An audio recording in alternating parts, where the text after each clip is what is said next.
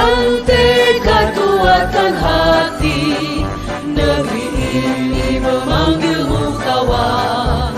Belajar, bergerak, berbagi untuk negeri.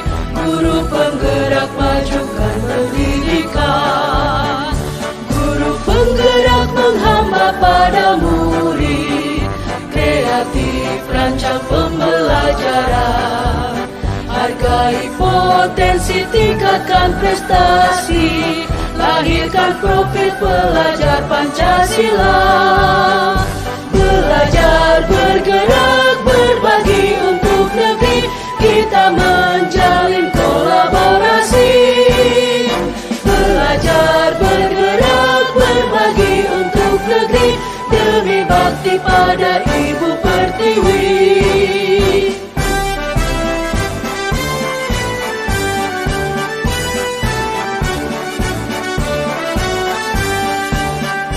Bulatkan tekad, kuatkan hati, negeri ini memanggilmu kawan. Belajar, bergerak, berbagi untuk negeri. Guru penggerak, majukan pendidikan. Guru penggerak menghamba pada murid. Kreatif, rancang pembelajaran. Hargai potensi, tingkatkan prestasi. Lahirkan profil pelajar Pancasila. Belajar, bergerak, berbagi untuk negeri. Kita menjalin kolaborasi.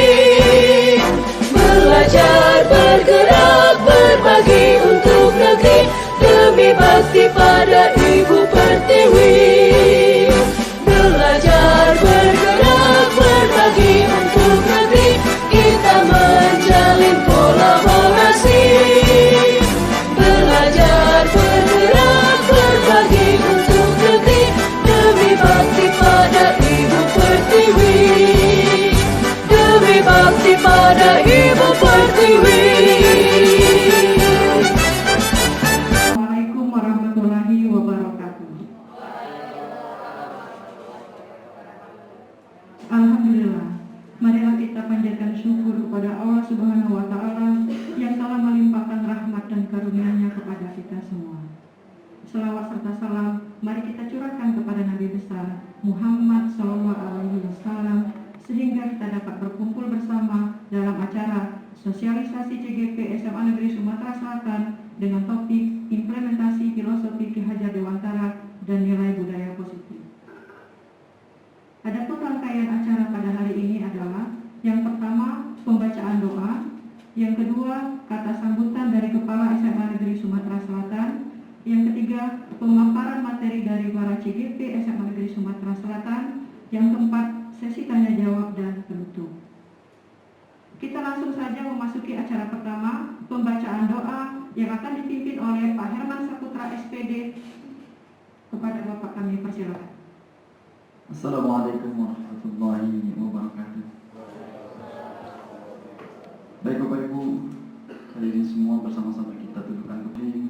Allahumma salli ala sayyidina Muhammad wa ala ali sayyidina. Ya Allah ya Rahman ya Rahim. Pada kesempatan yang mulia ini ya Allah, kami mengadakan kegiatan guru penggerak. Ya, karena sekolah kami, tempat kami belajar ini tumbuh dan berkembang sehingga mampu menjadi sekolah yang lebih berkualitas, maju dan menjadi sumber ilmu. Untuk senantiasa Allah ya Rahman ya Rahim, berilah kami ilmu yang bermanfaat, kefahaman yang luas, dan amalan yang Engkau terima selama kami mengikuti kegiatan guru penggerak ini. Berilah kami kemampuan untuk dapat melaksanakannya di tempat. Dengarkanlah doa dan permohonan kami ini. Rabbana atina fid dunya hasanah wa fil akhirati hasanah wa qina adzabannar. Wassalamun 'alal mursalin walhamdulillahi rabbil alamin. Assalamualaikum warahmatullahi wabarakatuh. Bapak Ibu, acara selanjutnya adalah kata sambutan dari Kepala SMA Negeri Sumatera Selatan, Bapak Iswan Jati Kusuma SPD MSI. Kepada Bapak kami persilakan. Izin berdiri. Assalamualaikum warahmatullahi wabarakatuh. Salam sejahtera untuk kita semua. Yang terhormat Bapak, Ibu-ibu yang sangat kami banggakan, saya sangat cintai dan banggakan. Ibu Agi, Ibu Nanda, Madam, dan Ibu Neneng. Kita masih diberikan kesehatan, kesempatan untuk berkumpul kembali di ruangan yang kita cintai. Bapak Ibu, kalau berbicara tentang guru penggerak, maka ini menjadi topik yang sedang hangat-hangatnya dibahas di dunia pendidikan kita. Tahun ini kita menambah 4 orang lagi calon guru penggerak yang sudah melakukan beberapa kegiatan, baik sifatnya kegiatan lokakarya maupun kegiatan pelatihan, baik secara online maupun secara tatap muka.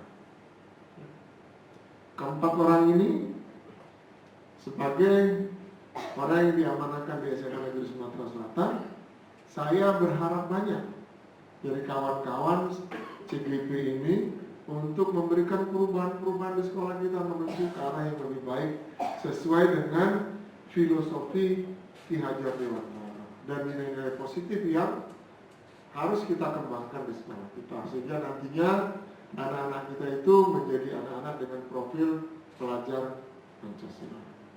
Saya kira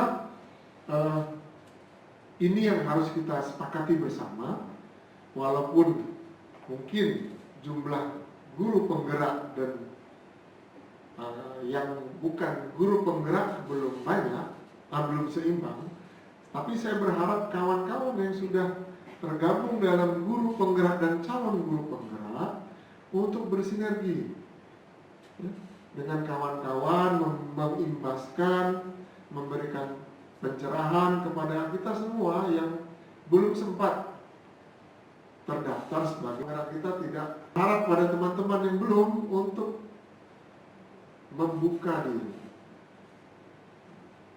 Membuka diri itu artinya literasi. Literasi itu kan membuka wawasan, menerima perubahan. Kita tidak boleh berhenti di zona nyaman, selesai pada kurikulum yang selama ini kita geluti saja. Karena dunia ini selalu berubah. Tentunya kurikulum harus mengikuti perubahan tersebut. Nah, untuk itu, saya kira itu kepada kawan-kawan yang hari ini akan unjuk, apa itu namanya? Unjuk mengimplementasikan pekerjaan yang sudah ada. Saya pikir kita semua bersepakat, kita ingin ada aksi nyata dari apa yang sudah dilakukan oleh kawan-kawan di program calon guru penggerak ini. Silakan, sekolah sangat mendukung sesuai dengan yang sudah kita sepakati bersama pada Lokakarya 0, di mana saat itu para calon guru penggerak dengan semangatnya mengatakan ingin membangun sekolah, ingin merubah paradigma baru.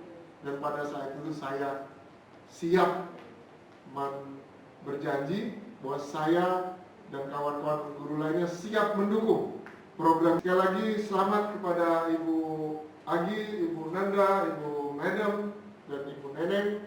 Mudah-mudahan ini menjadi menginspirasi kita semua. Wabillahi taufiq wal hidayah. Wassalamualaikum warahmatullahi wabarakatuh.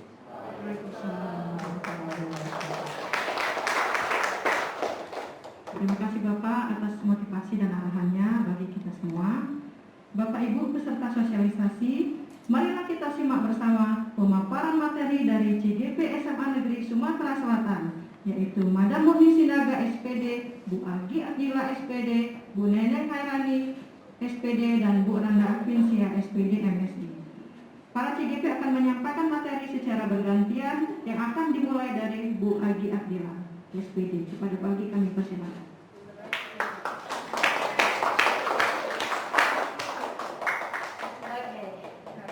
Baik, terima kasih atas waktunya. Assalamualaikum warahmatullahi wabarakatuh. Damai sejahtera, Om Swastiastu, Namo Buddhaya, salam kebajikan, rahayu untuk kita semua. Nah, salam dan bahagia. Apakah Bapak Ibu hari ini bahagia? Ya, semoga Bapak Ibu senantiasa selalu bahagia di setiap hela nafas Bapak Ibu. Amin ya rabbal alamin. Nah, tentunya Bapak Ibu telah mengenal tokoh pahlawan nasional pendidikan Indonesia, yaitu Bapak Ki Hajar Dewantara. Nah, baik, materi yang akan kami bawa dari pendidikan guru penggerak adalah titik awal kita sebagai agensi perubahan dalam transformasi pendidikan di kelas dan di sekolah. Baik, jadi kami akan membahas secara reflektif kritis terhadap konsep pemikiran-pemikiran filosofi Bapak Ki Hajar Dewantara terhadap relevansinya pada penerapan pendidikan di abad 21 pada konsep lokal, sekolah, dan di kelas Bapak Ibu.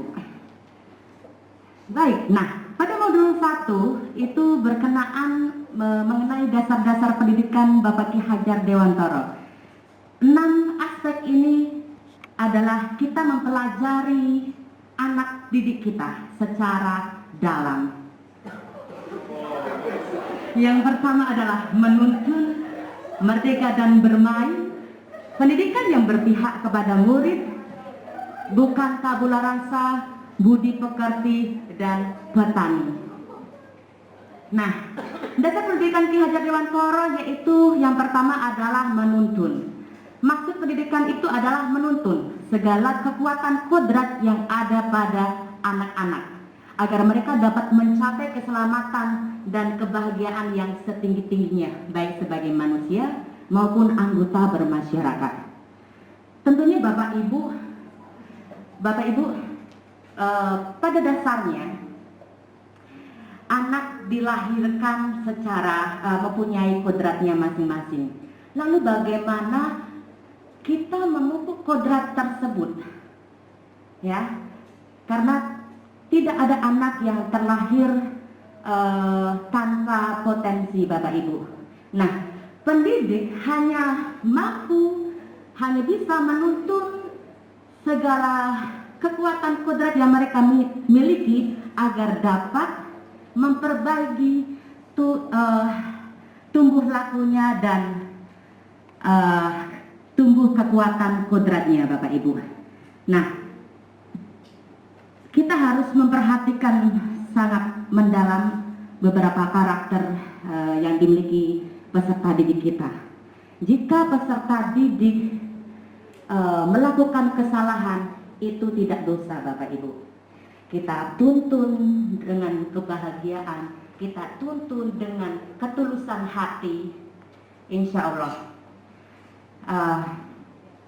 nantinya anak akan selamat kebahagiaannya, baik di sekolah, di asrama, di keluarga, dan di lingkungan masyarakat.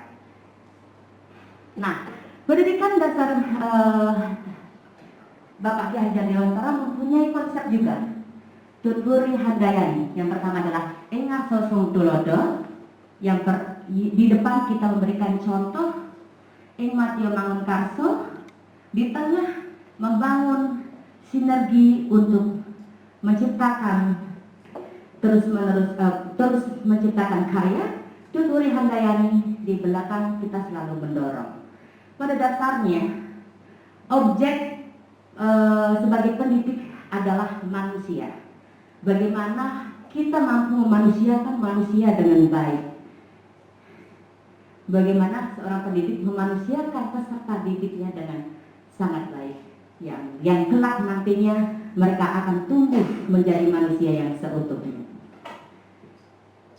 Nah, kemudian dasar pendidikan Ki Hajar Dewantara yang kedua adalah merdeka. Manusia merdeka adalah manusia yang hidupnya lahir atau batin tidak tergantung kepada orang lain, akan tetapi bersandar atas kekuatannya sendiri. Nah, hal ini juga akan dijelaskan di materi 1.4 bagaimana kita mewujudkan budaya positif yang berkenaan dengan potensi atau kekuatan dari dalam diri. Nah, maksud pengajaran dan pendidikan yang berguna untuk berkehidupan bersama ialah memerdekakan manusia sebagai bagian dari persatuan, Bapak Ibu. Nah, kemudian masih di Merdeka, Bapak Ki Hajar Dewantara juga membagi dua merdeka.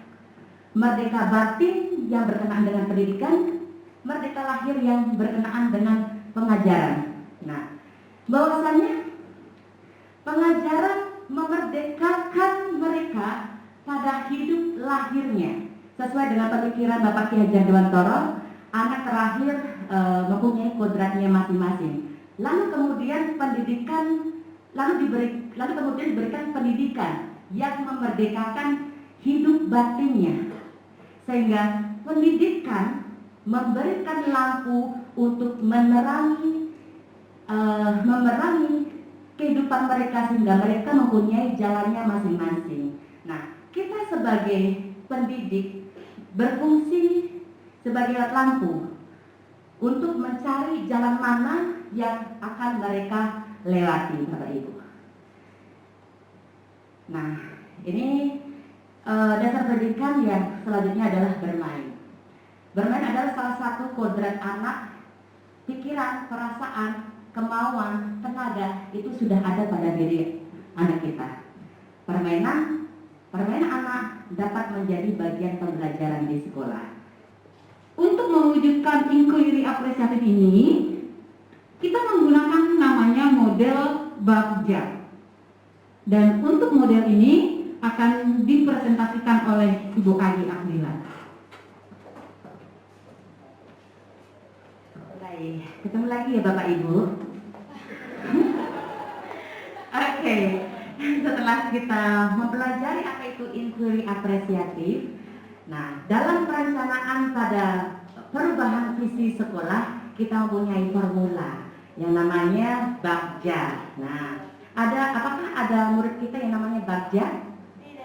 Nah, kalau saya punya teman SMP namanya Bagja. Ternyata artinya ambil pelajaran.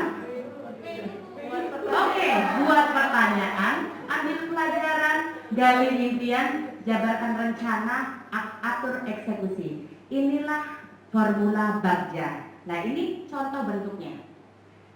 Nah, di kolom paling kiri itu adalah Bagjanya, formulanya. Nah, terus dalam strategi penilaian kekuatan dan potensi murid kita membuat pertanyaan-pertanyaan. Kemudian kita menulis daftar tindakan yang perlu dilakukan untuk menjawab pertanyaan tersebut.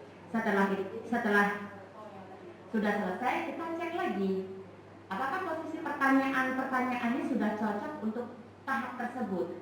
Kemudian kita cek lagi pertanyaan dan daftar tindakan yang perlu dilakukan untuk menjawab pertanyaan apakah sudah logis. Kemudian ada umpan balik dari kita dan pertimbangan-pertimbangan. Nah, inilah pertimbangannya, menginspirasi rencana dan pengelolaan penyelesaian tugas, apakah mencakup unsur penilaian diri untuk mendorong kemandirian dan tanggung jawab, kemudian membahas tujuan mendorong perbaikan proses belajar, mengarahkan perhatian pada elemen positif dan proses menginformasi kemudian juga seberapa baik atau efektif tugas telah dilakukan mengacu pada perbaikan kerja. Nah, model Bagja tersebut kita memulai prakarsa perubahan. Kita wajib untuk mengetahui melalui sisi positif atau kekuatan atau aset apa yang sudah sekolah miliki, yang sudah dijabarkan oleh Ibu Madam, aset-aset yang luar biasa yang sudah kita miliki, gitu. Sehingga menguatkan individu dan semangat gotong royong untuk meningkatkan kualitas yang berujung berpihak pada murid. Nah, kemudian mendorong perjumpaan multi unsur secara universal sampai dengan murid well-being, ya, healing. Nah, sekarang kan modelnya kalau nggak well-being ya healing gitu ya Bapak Ibu. Oke, Nah, kita lanjut pada prakarsa perubahan yang akan disampaikan oleh Ibu Nanda. Saja mengenai Bagja ini, materi selanjutnya adalah materi inti kita sebenarnya, yaitu subtema 4 mengenai nilai budaya positif. Yang pertama akan disampaikan oleh Ibu Akdila.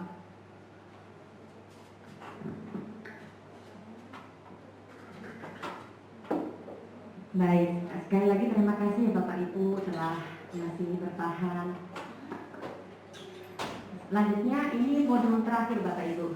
Jadi kami ulang lagi, kami membahas modul 1 yang dari 1.1 sampai dengan 1.4 dan ini yang terakhir. Tetap semangat ya Bapak Ibu ya. Cakupan materi, cakupan materi di modul 4 adalah keyakinan kelas, hukuman dan penghargaan, kebutuhan dasar manusia, posisi kontrol, dan segitiga restitusi. Next.